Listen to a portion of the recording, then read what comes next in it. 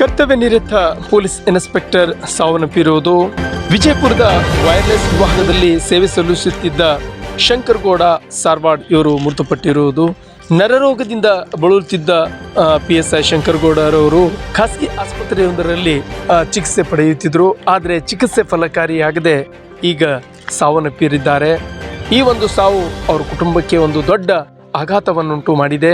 ಜೊತೆಗೆ ಕಿರಿ ವಯಸ್ಸಿನ PS ಆಗಿರುವಂಥ ಶಂಕರಗೌಡ ಸಾರವಾಡ್ ಅವರು ತುಂಬಾ ಉತ್ಸುಕರಾಗಿ ತನ್ನ ಕರ್ತವ್ಯದಲ್ಲಿ ನಿರತರಾಗುತ್ತಿದ್ದರು.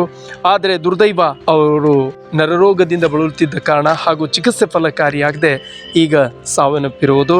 ಜೊತೆಗೆ ಈ ಒಂದು ಸಾವಿಗೆ ಇಡೀ ಅವರ ಪೊಲೀಸ್ ಡಿಪಾರ್ಟ್ಮೆಂಟ್ಗೆ ತುಂಬ ಒಂದು ನೋವುಂಟು ಮಾಡಿರುವಂಥದ್ದು. ಜೊತೆಗೆ ಇವರ ಸಾವಿಗೆ SP ಋಷಿಕೇಶ್, ಹಿರಿಯ ಅಧಿಕಾರಿಗಳು, ಸಿಬ್ಬಂದಿಗಳ ವರ್ಗ ಕೂಡ ಕಂಬನಿ ಮಿಡಿದಿದೆ ಅಂತ ಹೇಳ್ಬೋದು.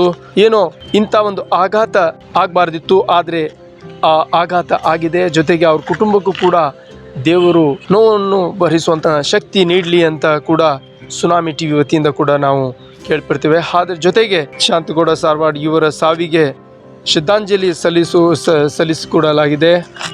ಏನೋ ವಿಜಯಪುರದ ಶಿವಶರಣಿ ಹೇಮಡ್ಡಿ ಮಲ್ಲಮ್ಮ ಸಂಸ್ಥೆಯ ಅಧ್ಯಕ್ಷರು, ಉಪಾಧ್ಯಕ್ಷರು, ಕಾರ್ಯದರ್ಶಿ, ನಿರ್ದೇಶಕರು, ಪದಾಧಿಕಾರಿಗಳು, ಸಕಲ ಅಡ್ಡಿ ಸಮಾಜದ ಬಂಧುಗಳು ವತಿಯಿಂದ ಕೂಡ ಭಾವಪೂರ್ಣ ಶ್ರದ್ಧಾಂಜಲಿ ಕೂಡ ಸಲ್ಲಿಸಿದ್ದಾರೆ.